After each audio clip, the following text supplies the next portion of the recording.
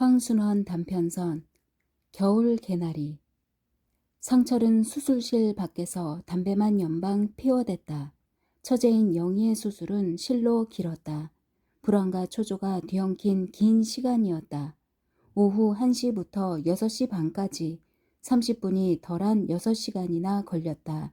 수술이 끝났을 땐 10월 하순께의 날이 다 저물어 있었다.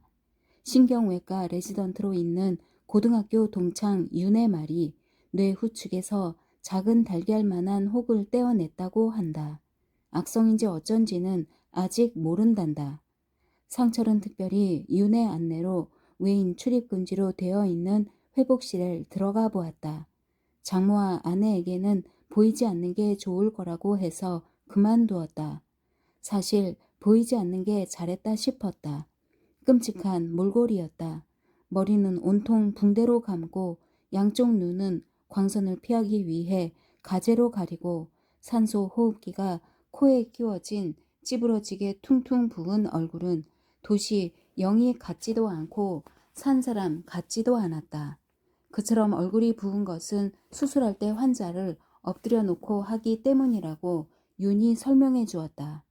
뇌 종양성 혹이 생겼다는 진단이 내려졌을 때 장모는 수술을 하느냐 어떡하느냐를 상철에게 의논해 왔다.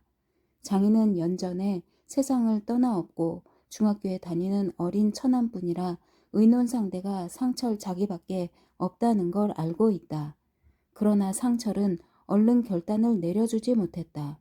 아직 우리나라 의술로는 종양성 뇌 수술에 있어서 수술 도중과 직후의 사망률이 7, 8할, 사망은 않더라도 반신불수나 전신불수 되는 경우가 2, 3할, 완전히 성공하는 이율은 전무하다시피 하다는 얘기를 들어 알고 있었던 것이다. 결국 환자 자신이 머리의 통증을 견디다 못해 죽는 한이 있더라도 수술을 해달라고 하여 결정을 짓게 되었다. 지난 봄 여고 2년이 되면서부터 영희는 가끔 누웠다가 일어나려면 골이 앞으로 쏟아지는 듯이 아프다곤 해 병원에 가 보았으나 원인은 알 수 없었다. 아플 때는 뇌신이나 사리돈으로 가라앉히곤 했다.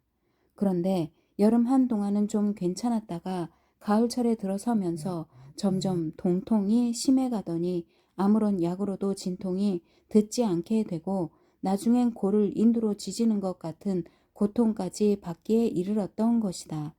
상철은 환자가 위험하기 짝이 없는 수술을 자진 원하지 않을 수 없었던 것을 짐작할 수 있을 것 같았다.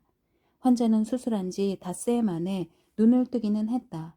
그러나 사람을 알아보지를 못했다. 그리고 말은 물론 듣지도 못하고 사지를 움직이지도 못했다. 상당히 중한 환자라도 2, 3일이 지나면 대개 병실로 옮겨야 한다는 것을 레지던트 윤의 후의로 일주일간이나 그냥 회복실에 둘 수 있었다. 회복실에 있는 동안 환자는 호전도 악화도 되지 않았다. 그 사이 뇌에서 떼어낸 혹은 검사한 결과 악성으로 판명되었다. 악성이면 앞으로 6개월을 넘기기 어렵다는 것이다. 그래도 하고 기대를 버리지 않고 있던 가족들은 맥이 풀렸다. 그 중에도 장모는 그 소리를 듣자 그만 병원 복도에서 쓰러질 듯 몸을 가누지 못했다. 회복실에서 병실로 옮긴 뒤에도 환자의 상태는 마찬가지였다. 어쨌든 사는 데까지는 살려야 할 것이었다. 환자를 전문적으로 지키고 보살필 사람이 하나 필요했다. 그래서 한 간호보조원 아줌마를 얻게 되었다. 병원 사람의 소개로 얻은 아줌마는 봄에 40이 좀 넘었음직한 여인이었다. 키는 작달막 하나 야무진 몸집과 둥근 얼굴이 건강해 보였다. 그 점은 좋았으나 입꼬리가 처지고 눈두덩이 두꺼운 품이 어딘가 자상치 못하고 성깔머리가 있을 듯한 인상이었다. 이런 여자가 어떻게 의사 표시라고는 조금만치도 하지 못하는 중환자의 갖가지 시중을 돌볼 수 있을까 의심스럽게 생각됐다. 등창이 나거나 못이 박이지 않도록 2시간만큼씩 몸을 돌려 눕히는 것은 차치하더라도 환자의 식사를 규정에 의해 잘 지킬 수 있을까가 문제였다. 먼저 우유와 계란과 미음을 링거 병에 넣어 환자의 코로 디민 고무관을 통해 먹인다. 그리고 2시간 후에 야채와 소고기 끓인 국물을 먹이고 다시 2시간 후에 과일즙을 준다. 밤에 잠자는 시간을 빼고 하루 3차례 되풀이한다.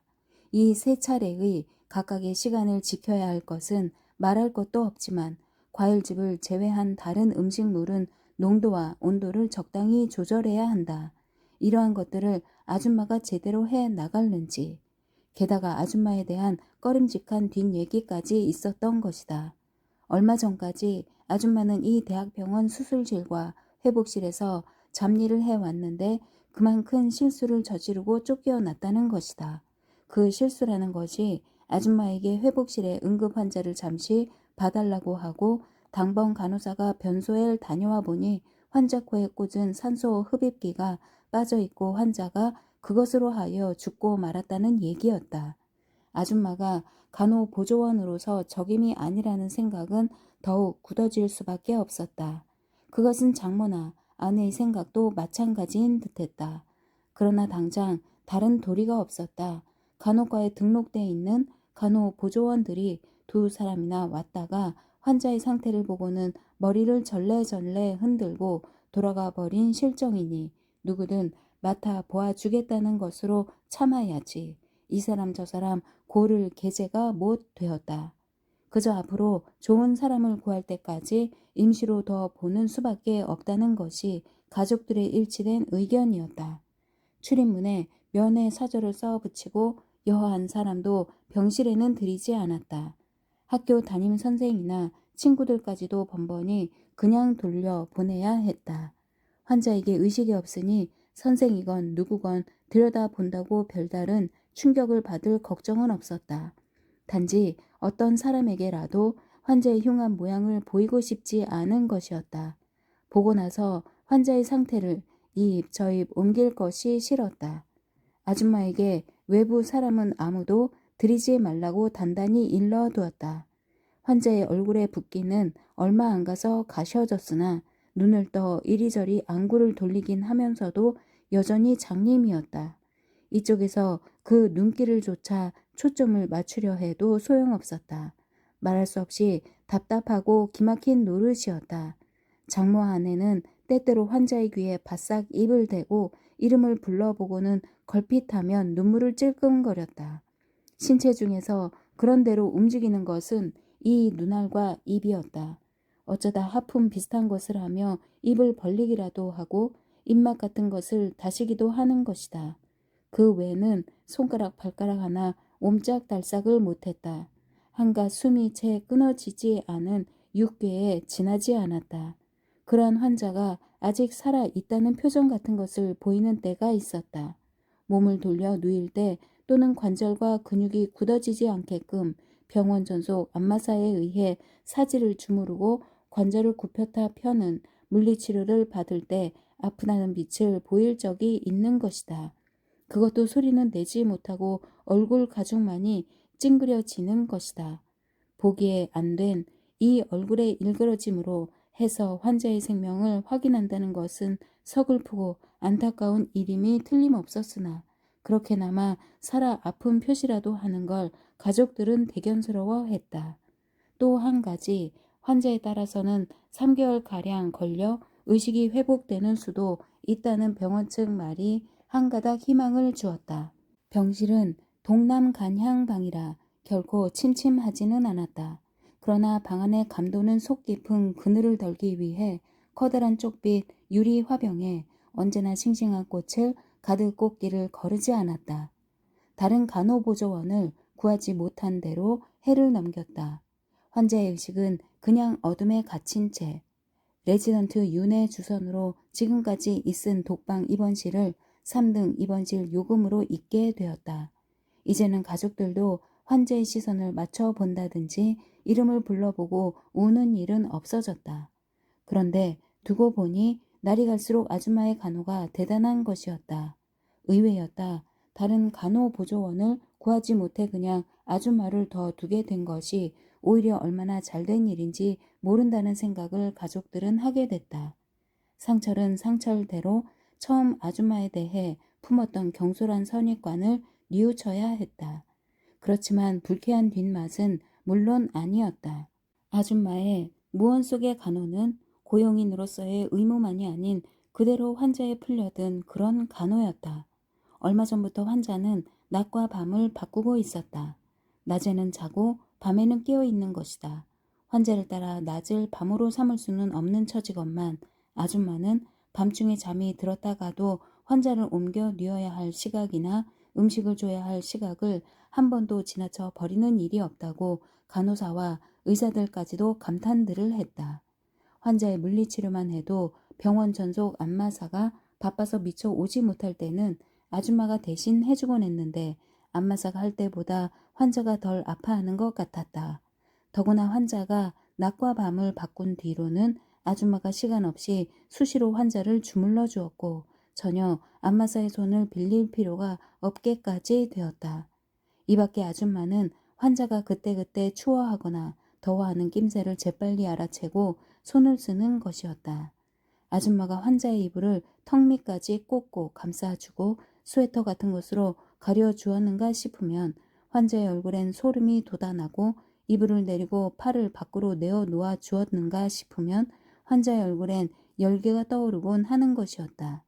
그리고 아줌마는 또 매일 가재에 반드시 미지근한 물을 죽여 환자의 얼굴을 씻어주고 약솜으로 입 안을 닦아주는 것도 빼놓지 않았다. 이렇게 하여 봄이 이르렀을 무렵 두 사람 사이에 생긴 도시 믿기 어려운 미묘한 감정 교류 같은 걸 보게 되었다. 수술한 지 5달 가까이 경과했건만 여전히 의식이 깜깜한 환자라 오줌똥을 때없이 쌌다. 한 번은 기저귀를 갈자마자 오줌을 싸 아줌마가 볼기짝을 한 대 때렸다. 그랬더니 환자의 눈에서 주르르 눈물이 흐르는 것이었다. 섭섭함이나 미안함을 느낀 거나처럼. 또 한 번은 간호사가 맥박을 재는데 환자가 하품을 하다 그만 제 혀를 깨물었다. 대번 피가 흘렀다. 간호사가 아무리 입을 벌리려 해도 어찌나 앙 물었는지 영 벌려지지가 않았다. 그러자 아줌마가 다가가 환자의 입을 어루만지며 아가 이러지 말고 입 좀 벌려라. 어서 응? 하고 타이르듯 하니까 그제야 악물었던 입을 스스로 여는 게 아닌가? 하루는 회사의 일이 바빠 병원에 못 가다가 상철이 오래간 만에 들렀다. 병실로 들어서면서 우선 상철은 주춤하지 않을 수 없었다. 고무포를 깐 방바닥이 구둣발로 선뜻 밟기가 송구스러울 정도로 말짱이 닦여 있는 것이었다. 방에는 아줌마 혼자였다. 오랜만에 보는 그네의 얼굴이 별나게 초췌해 있었다. 입꼬리가 더 처지고 두꺼운 눈두덩이 부어 눈을 내리 덮고 있었다. 갑자기 몇 해를 한꺼번에 늙어버린 모습이었다. 말없이 의자를 내놓는 그네에게 수고가 많으시다고 했더니 간단히 멀려 할 뿐이다. 환자의 머리에 씌워졌던 털모자는 벗겨지고 수술 때 빡빡 깎았던 머리칼이 선머슴의 더벅머리만큼 돋아 있었다. 그리고 지금은 낮인데 깨어 있는 것이었다. 환자가 낮과 밤을 바꿨던 일을 생각하고 이제는 정상대로 돌아왔느냐고 물었더니 아줌마는 잠시 머뭇거리다가 아가가 나 밤잠 못 자는 게 안 됐던 모양이죠 했다. 상철은 한동안 환자의 얼굴에서 눈을 떼지 않고 있었다. 전처럼 포동포동하고 능금빛이 도는 얼굴은 아니었으나 얼굴색이 곱게 피어 있는 것이었다. 수술 전 고통의 흔적인 듯 양 미간에 새겨졌던 주름살도 깨끗이 펴져 있었다.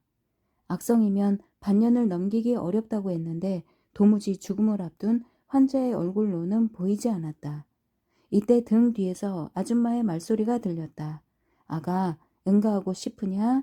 어린애에게 하는 듯한 삽삽한 말투였다. 도시 아줌마의 음성이라고는 믿어지지 않을 정도였다. 상철은 환자의 표정을 살폈다. 좀 전과 조금도 변함없이 허공에 아무런 초점도 없는 시선을 던지고 있을 따름이었다. 다시 아줌마가 아가 조금만 참아라 응? 했다. 한결같이 어린애를 달래는 듯한 말씨에 상철은 아줌마 쪽을 돌아다 보았다. 뒤를 받아 내려는 듯 신문지 조각을 펴든 아줌마의 눈길이 환자의 얼굴에 머물러 있었다. 부은 눈두덩새로 새어나오는 눈빛을 보고 상철은 가슴이 화끈했다.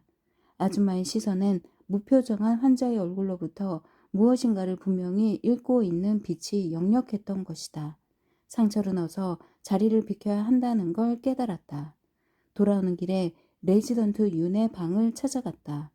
환자의 상태가 아주 좋아 보이는데 상철의 말에 윤은 고개를 갸우뚱하면서 글쎄 하고는 얼굴에 미소를 띄우며 그 병은 저러다가도 언제 어떻게 급변하는지 예측을 불허하는 병인걸. 이런 상황 속에서 가족들의 발길이 차차 병원에서 떠갔다. 환자의 음식대나 아줌마의 월급을 주기 위해 열흘에 한 번, 보름에 한 번씩밖에 다녀가지 않게 되었다. 아줌마를 믿고 안심한 때문이기도 했지만 가족들 편에서 앵간히 지쳐 있었던 것이다. 화병의 꽃이 시들어 있거나 아무 꽃도 꽂혀 있지 않기가 일쑤였다. 화병만이 덩그마니 더 커 보였다. 한편 아줌마의 얼굴은 점점 더 못돼가 본래의 둥그렇던 윤곽이 흉없게 쭈그러들었다. 그 반면 환자는 여름철에 엉치뼈 한 옆에 약간 짓물렀다가 낫고는 별 등창도 나지 않고 땀띠 하나 없이 지냈다. 그러면서 얼굴색이 더욱더 뽀얗게 피어났다. 머리칼도 꽤 자라 여기저기 피늘 꽂게끔 되었다. 이같이 여름도 지난, 그러니까 악성이면 넘기기 힘들다던 6개월, 아니 10개월도 훨씬 지난 어느 날 오후, 상철은 아내한테서 회사로 온 전화를 받았다. 병원에서였다. 환자가 위독하다는 것이다. 상철은 올 것이 기어이 왔구나 했다. 병실에서는 주치의와 윤과 간호사가 환자에게 수혈과 산소 흡입을 시키며 응급 가료를 하고 있고 그 뒤에 장모와 아내가 손수건으로 얼굴을 가리고 서서 소리 죽인 울음을 울고 있었다. 환자는 금방 숨이 질 듯 눈을 동그랗게 흡뜨고 눈망울을 한자리에 고정시킨 채 벌린 입으로 헉헉 숨을 몰아쉬고 있었다. 보기에 무척 괴로운 임종 같았다. 장모와 아내의 울음과는 어그러진 또 하나의 소리가 들려 상철은 뒤쪽을 보았다. 병실 한쪽 구석 취사 도구가 있는 옆에 무릎을 세워 그 위에 고개를 묻고 아줌마가 쪼그려 앉아 있었다. 유난히 몸집이 조그마해 보였다. 그것은 울음이라기보다 억누른 신음에 가까운 흐느낌이었다. 밀어 닥치는 온갖 감정을 누르고 눌러 비어져 나오는 신음과도 같은 것. 상철의 귀에는 자꾸 아줌마에게서 비어져 나오는 이 소리만이 파고 들어왔다. 그러나 예상과는 달리 이날 환자는 숨을 거두지 않았다. 한참 눈을 동그랗게 굳히고 금시 숨이 넘어갈 것처럼 헉헉 거리다가 땀을 쫙 뽑고는 스르르 잠이 들어버리는 것이었다. 상철은 이상한 생각에 엉겨들었다. 환자가 아줌마의 신음 같은 흐느낌 소리를 틀림없이 들으면서 잠들었으리라는 것이었다. 그게 가능하냐 안 하냐를 따지기 전에 그렇게 믿고 싶은 마음이었다. 의사와 간호사가 나가고 가족들의 울음이 그친 뒤에도 아줌마의 흐느낌은 잠시 더 계속되었다. 환자가 숨을 거둔 것은 그로부터 석 달이나 더 지난 진눈깨비 흩날리는 날이었다. 환자가 수술을 받은 지 만 1년하고 한 달 보름쯤 뒤였다. 병원에서 환자가 운명했으니 속히 오라는 정갈이 왔다면서 차를 세워놓고 회사에 들른 아내와 함께 상철은 병원으로 달려갔다. 집이 먼 데다가 이내 택시를 잡아 탈 수 없었던 듯 장모도 그제야 들어섰다. 아내와 장모는 서로 붙들고 울음을 터뜨렸다. 상철이 아줌마더러 어떻게 된 일이냐고 물었다. 그러자 아줌마는 요전에 보았을 적보다 더 무거워 보이는 눈꺼풀을 내리깐 채 대답이 없었다. 대답이 없는 아줌마에게서 시선을 비키는데 침대의 머리맡 탁자 위 화병에 꽂힌 개나리가 눈에 들어왔다. 삐죽삐죽 마구 뻗은 가지에 꽃이 성글게 피어 있었다. 아줌마가 어디서 꺾어다 꽂아 피웠을 것이었다. 진눈깨비 내리는 비철에 핀 꽃이라 그럴까 유별나게 선명해 배는 노란 꽃빛이 시체를 덮은 흰 시트에까지 어리는 것 같았다. 상철은 아줌마에게 다시 어떻게 된 일이냐고 물으려다가 이 꽃이 아줌마 대신 아무것도 말할 게 없다고 하는 것 같아 그만두고 레지던트 윤을 찾아가 보기로 했다. 이날 윤은 애초 입가에 미소 같은 것을 띄우는 법 없이 내가 들어갔을 땐 이미 숨이 지고도 한참 뒤였어. 하는 것이었다. 그 말에는 사전 가족에게 인종을 알리지 못한 것은 병원 측의 잘못이 아니라는 뜻이 들어 있었다. 글쎄 죽은 뒤에서야 그 아줌마가 간호사에게 알렸단 말이야. 내가 연락을 받고 달려갔을 땐 벌써 아줌마가 환자의 눈을 감기고 코에다 손까지 막아놓고 있지 않겠어? 상철은 저번 때 아줌마에게서 본 비탄을 떠올리며 결국은 그 아줌마 혼자서 임종을 지켰다는 거지? 그렇지. 그리고 윤이 잠시 말을 끊었다가 저번 때 같지 않고 이번엔 별로 운 빛도 없이 침대 앞에 서 있던데? 좀 전에 아내와 장모가 울음을 터뜨렸을 때도 아줌마는 따라 울지를 않았다. 울음도 자기 혼자서 미리 다 울어뒀다는 건가? 괴로운 임종이었을까? 상철은 저번 때 환자가 괴로워한 모습을 떠올리며 말했다. 그야 모르지. 직접 보지 못했으니까. 한 가지 이런 일은 있었대. 간호사한테 들은 얘긴데 저번 일이 있은 후부터 아줌마는 항상 환자더러 타이르듯이 말하더래. 아가 죽더라도 곱게 가거라. 곱게 가. 응? 하고 말이야. 그래서인지 어쩐지 몰라도 말끔한 얼굴이 마음 푹 놓고 아주 깊은 잠을 자는 것만 같았어. 갓 감긴 머리엔 빗자국이 곱게 나 있고 그 병은 마지막이 평온치 않은 데다가 입에서 더러운 것이 나오는 게 보통인데 상철은 담배를 꺼내어 붙여 물며 윤에게도 한 대 주었다. 윤은 금방 자기는 피웠다고 하면서 말을 이었다. 그 방은 병실이 아니고 두 사람의 살림방이었지. 하여튼 최근엔 간호사 의사 할 것 없이 신발을 벗고야 그 방에 드나들었으니까. 어디 친부모 자식간이라고 그럴 수가 있겠어? 글쎄 감기 같은 것은 어느 한쪽이 걸리면 의뢰 다른 쪽도 걸리곤 했으니 말이야. 두 사람은 우리가 헤아릴 수 없는 데까지 서로 통하고 있었어. 환자가 언제 죽으리라는 것도 다 알고 있었을걸? 결국 알고도 안 알린 거라고 봐야 할 거야.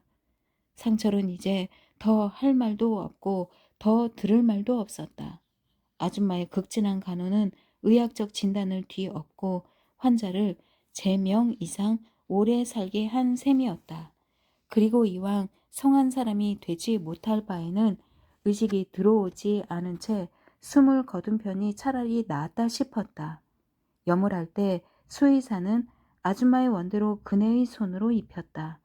관을 시체 안치소에 옮겨놓고 군의 매점에서 초를 사 갖고 돌아온 아내가 급한 말투로 이런 걸 알렸다. 그 아줌마가 간호보조원을 그만뒀대요. 지금 등록을 취소하고 돌아갔다지 뭐예요. 그러나 상철은 창 너머로 눈을 주며 미리 얘기나 했던 얘기처럼 듣고 있었다. 다음 날은 활짝 깬 포근한 날씨였다. 장례 때도 아줌마의 모양은 배지 않았다.